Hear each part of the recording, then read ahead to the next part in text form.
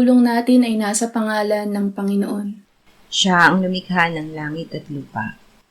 Ating ipahayag ang ating mga kasalanan sa Diyos. Ang ating Diyos ay Diyos na mahabagin at mapagpatawad.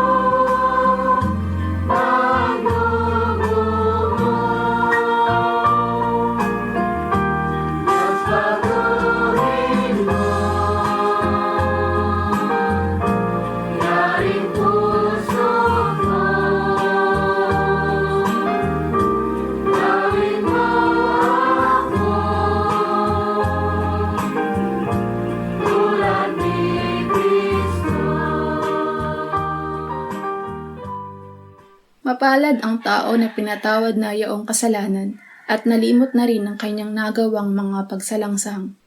Mapalad ang taong sa harap ng Panginoon ay di na pinararatangan ng kasalanan, dahilan sa siya ay hindi nanlilinlang. Noong hindi ko pa naipahayag yaring kasalanan, sa buong maghapon ako'y nananangis sa matinding lumbay. Sa araw at gabi, bigat ng kamay mo ang nararamdaman. Ano pa't wala nang nalalabi akong lakas sa katawan. Hamog ang kaparis, dagling na tayo sa sikat ng araw. Ako ay lumapit sa iyong harapan at salay inamin. Ang aking nagawang mga pagsalansang di ko inilihim. Pinagpasyahan ko ang lahat ng ito sa iyo'y idaing at aking natamo ang iyong patawad sa sala kong angkin. Mga minamahal, sinasabi sa unang Juan, Kabanata 1, Talata 9, kung ipinapahayag natin ang ating mga kasalanan, maaasahan nating ipatatawad sa atin ng Diyos ang mga ito at lilinisin tayo sa lahat ng ating kasamaan sapagkat siya'y tapat at matuwid. Salamat sa iyo, O Diyos. Pinatunayan mo ang iyong pag-ibig sa amin nang si Kristo ay mamatay para sa amin noong kami mga makasalanan pa. Ngayon ay buksan mo ang aming mga labi at kami ay magpupuri sa iyo.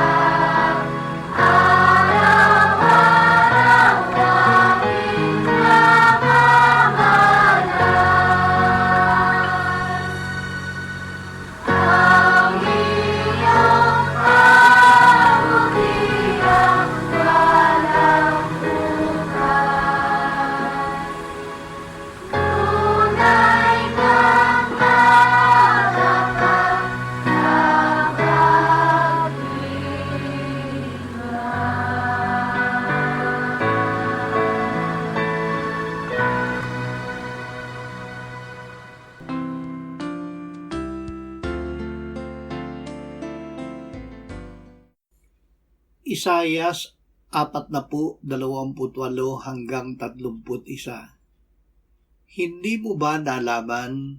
Hindi mo ba narinig? Ang Panginoon ang walang hanggang Diyos, ang lumikha ng mga dulo ng lupa.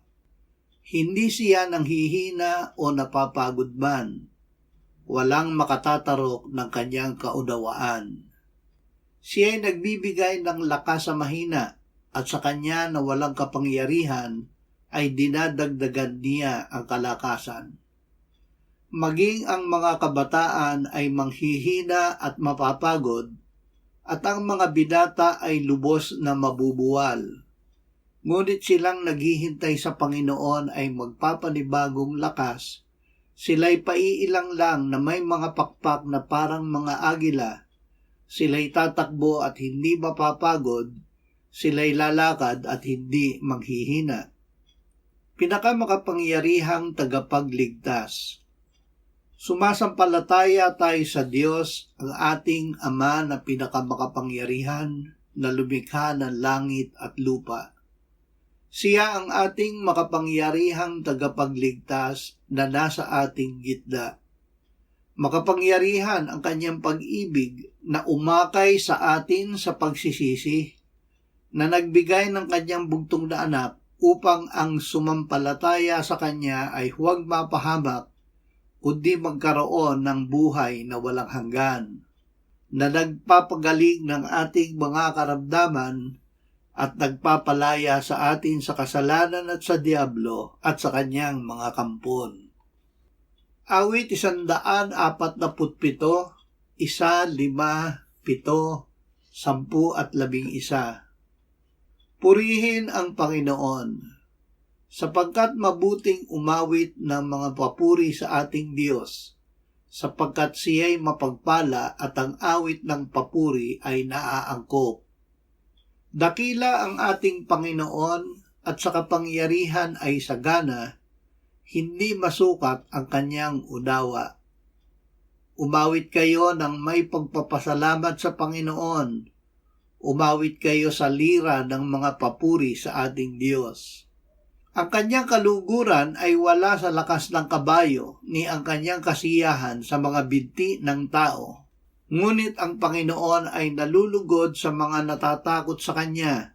Sa kanyang tapat na pag-ibig ay umaasa. Pinakamakapangyarihang pag-ibig. Ang Diyos ay pag-ibig. Nahayag ang pag-ibig ng Diyos sa atin sapagkat sinugo niya ang kanyang bugtong na anak sa sanlibutan upang tayo'y mabuhay sa pamamagitan niya. Narito ang pag-ibig, hindi sa tayo'y umibig sa Diyos, kundi siya ang umibig sa atin at sinugo ang kanyang anak na pantubos sa ating mga kasalanan. Kung tayo'y nag-iibigan sa isa't isa, ang Diyos ay nananatili sa atin at ang kanyang pag-ibig ay nagiging sakdal sa atin. Nalalaman natin na tayo'y nananatili sa kanya at siya'y sa atin dahil ibinigay niya sa atin ang kanyang espiritu. Sinugo ng Ama ang anak bilang tagapagligtas ng sanlibutan. Ang sinumang nagpapahayag na si Jesus ay anak ng Diyos, ang Diyos ay nananahan sa kanya at siya'y sa Diyos. Ating nalaman at sinampalatayanan ang pag-ibig ng Diyos para sa atin. Ang Diyos ay pag-ibig at ang nananatili sa pag-ibig ay nananatili sa Diyos at ang Diyos ay nananatili sa Kanya. Unang Korinto 9:16 hanggang 18. Kung ipinangangaral ko ang Ebanghelyo, ay wala akong dahilan upang magmalaki, sapagkat ang katungkulan ay iniatang sa akin. Kahabag-habag ako kung hindi ko ipangaral ang Ebanghelyo, sapagkat kung ito'y gawin ko ng maluwag sa kalooban, ay may gantimpala ako. Ngunit kung hindi maluwag sa kalooban, isang pangangasiwa ang ipinagkatiwala sa akin. Ano kung gayon ang aking gantimpala? Ito lamang na sa aking pangangaral ang ebanghelyo ay ginawa kong walang bayad. Pinakamakapangyarihang biyaya. Sinabi ni Apostol Pablo, hindi ko ikinahihiya ang ebanghelyo sapagkat ito ang kapangyarihan ng Diyos para sa kaligtasan ng bawat sumasampalataya. Sapagkat dito ang katuwiran ng Diyos ay nahahayag mula sa pananampalataya hanggang sa pananampalataya. Inamin niya na siya ay hindi karapat-dapat na tawaging apostol dahil inusig niya ang iglesia ng Diyos. Ngunit dahil sa biyaya ng Diyos, siya ay naligtas.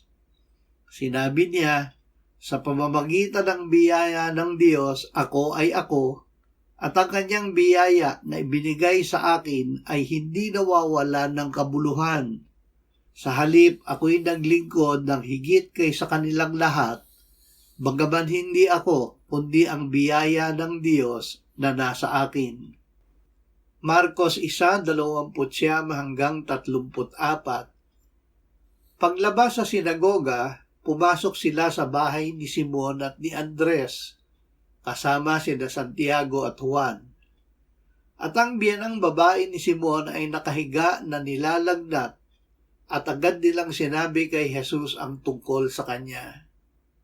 Lumapit siya at hinawakan ng babae sa kamay at siya'y ibilangon. Nawala ang kanyang lagnat at siya'y naglingkod sa kanila. Pagsapit ng gabi, pagkalubog ng araw, kanilang dinala sa kanya ang lahat ng mga may sakit at ang mga inaalihan ng mga demonyo.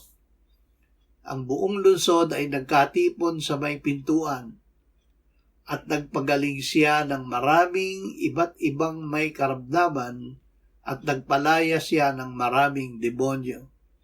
Hindi niya pinahintulutang magsalita ang mga demonyo sapagkat siya'y kilala nila. Pinakamakapangyarihang pangangaral. Ipinangaral ng Panginoong Hesus ang ebanghelyo na may kapangyarihan. Sa kanyang pangangaral, pinatawad niya ang mga makasalanan, pinagaling ang mga may sakit, at pinalayas ang maraming demonyo. Nasa kanya ang kapangyarihan ng Diyos na gawin ang mga ito dahil siya ang kapangyarihan ng Diyos at ang karunungan ng Diyos. Diyos ang gumawa upang tayo ay maging kaisa ni Kristo. Siya ang ginawa ng Diyos na maging ating karunungang mula sa Diyos, kabanalan, katuwiran, at katubusan. Ang Ebanghelyo para sa lahat ng bansa. Ang Panginoong Hesus ay hindi nanatili sa isang lugar. Nang siya ay hanapin at matagpuan kung saan siya ay nananalangin, sinabi niya, pumunta tayo sa iba pang karatig bayan upang ako'y makapangaral din naman doon, sapagat dahil dito ako'y naparito. Bago siya iniakit sa langit ay sinabi niya, ang lahat ng otoridad sa langit at sa ibabaw ng lupa ay ibinigay na sa akin. Humayo kayo at gawin ninyong alagad ang lahat ng mga bansa.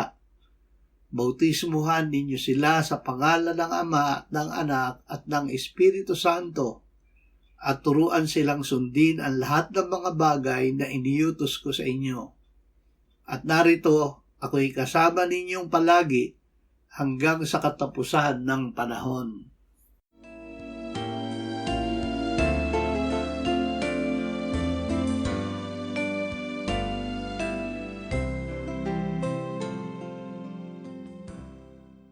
Manalangin tayo. Panginoong Hesus, sinabi mo, malibang kainin ninyo ang laman ng anak ng tao at inumin ang kanyang dugo, kayo ay walang buhay sa inyo. Ang sino mang kumakain ng aking laman at umiinom ng aking dugo ay may buhay na walang hanggan, at akin siyang muling bubuhayin sa huling araw. Sapagkat ang aking laman ay tunay na pagkain, at ang aking dugo ay tunay na inumin. Siya na kumakain ng aking laman at umiinom ng aking dugo ay nananahan sa akin at ako sa kanya. kung paanong buhay ang Ama na nagsugo sa akin at ako ay nabubuhay sa pamamagitan ng Ama, gayon din siya na kumakain sa akin. Siya man ay mabubuhay sa pamamagitan ko. Panginoong Hesus, aming tagapagligtas, tinatanggap ka namin sa oras na ito bilang aming tinapay ng buhay.